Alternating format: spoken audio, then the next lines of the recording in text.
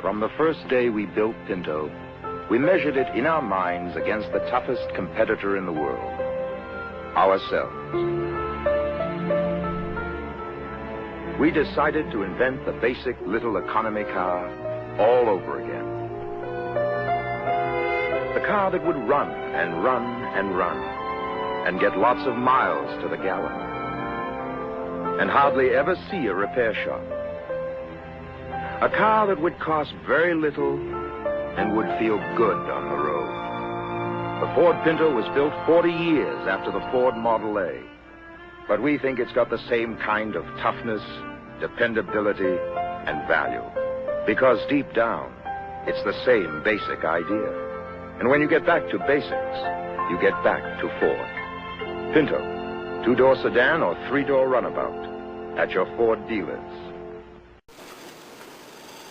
What up, brah? Ready for that corporate pig picking, Steve? What up, brah? How are you? Yeah, I'm ready for that pig picking. Supposed to be, you know, it's gonna be BYOB. I hope you're bringing a lot of beer. Getting smashed. Oh, it's gonna be nice. It's gonna be nice. I'm ready to tell you about the clowns, man. Oh yeah, they're having a kissing booth. Whoa. It's gonna be amazing. Hey guys, so have y'all done my cost benefit analysis yet? Oh, that recall for the Pinto? Yeah. We were just finishing up on that, actually. Yeah, we finished up on that. We'll show it to you if you like. Okay. So, our research staff tells us that to save these burns, it would cost us $11 per vehicle to recall everything. So, you can see our cost-benefit analysis. What it's going to save us is 180 deaths, 180 injuries, and 21,000 burned vehicles. Our unit costs, according to the Highway of Transportation, each death is going to cost us about $200,000. Each injury will cost us about $67,000, and each vehicle is going to cost us about $700. You know, after we multiplied everything out, it's going to cost us, or it's going to benefit us about $49 million to put these rubber bladders in. That's the benefits, though. You look over here at the cost size. $11 doesn't seem like a lot, but $11 times 11 million cars and 1.5 million trucks. Now we're looking at a cost of about $137 million to put these rubber bladders in. I don't know, that's about 3 times as much as it costs, and we're only going to save about $50 million. Thinking we're not going to do it. No recall. Yeah. What do you think? I agree. No recall? No recall. Just what we got. Yeah.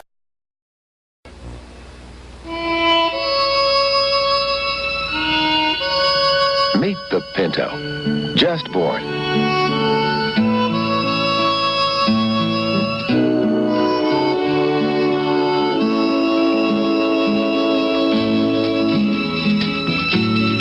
Pinto, the new little carefree car from Ford.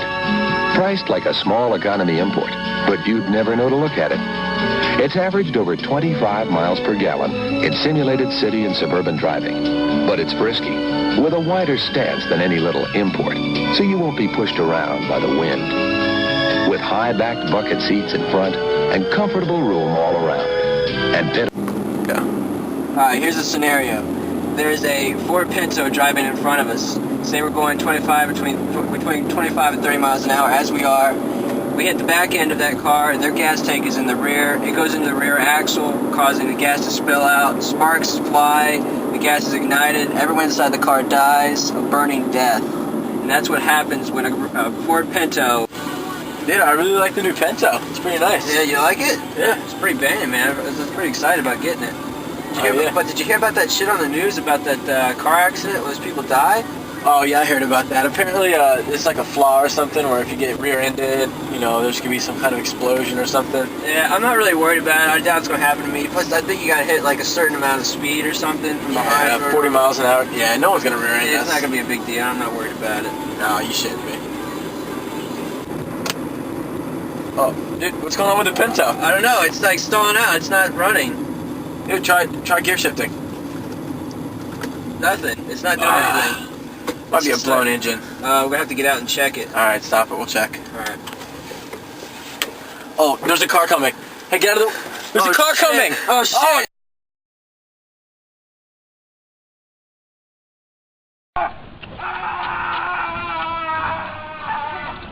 section.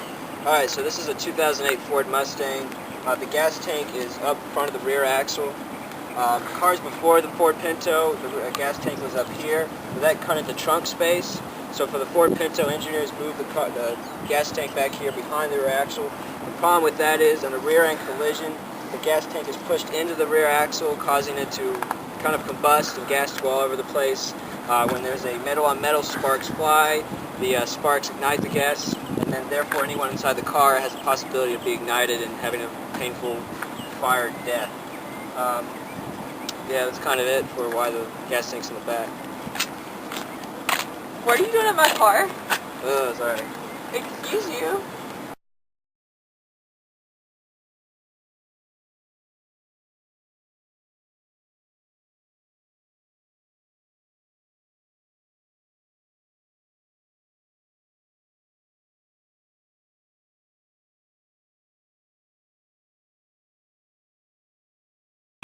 When I bought my Pinto, I figured it was a good value, but I didn't know how good until my dad started borrowing it. So I ended up buying my own. Then I bought one, and I bought one. And I bought one. And we bought two.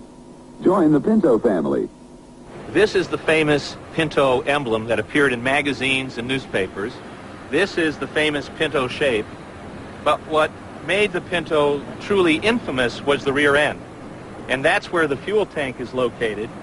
And as you see, it is very close to the rear bumper, and in a rear impact, it gets crushed against the rear axle. The tank gets punctured, ruptured, fuel gets ignited, and there are infernos that have burned up people over the years.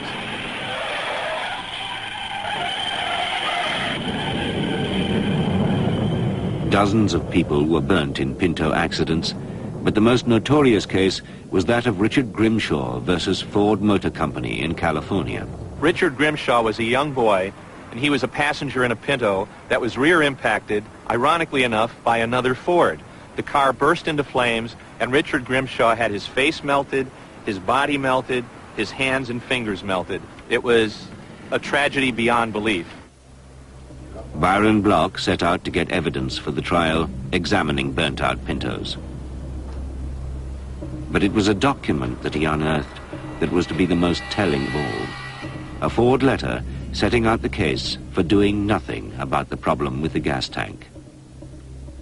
The document estimated that 180 people would probably burn to death, and another 180 have serious injuries, which would cost the company nearly $50 million in damages. But the cost of fixing the cars, at $11 a time, could come to $137 million. Therefore, Ford argued, it was cheaper to let them burn. And it was that corporate attitude that convinced the jury to award $125 million in punitive damages as punishment to Ford Motor Company for that attitude of trading off human lives for a few dollars of profit. The Pinto case was a landmark, exposing the automobile industry's commercial cynicism. The warning sped around the world's car makers. From now on, safety could not be ignored.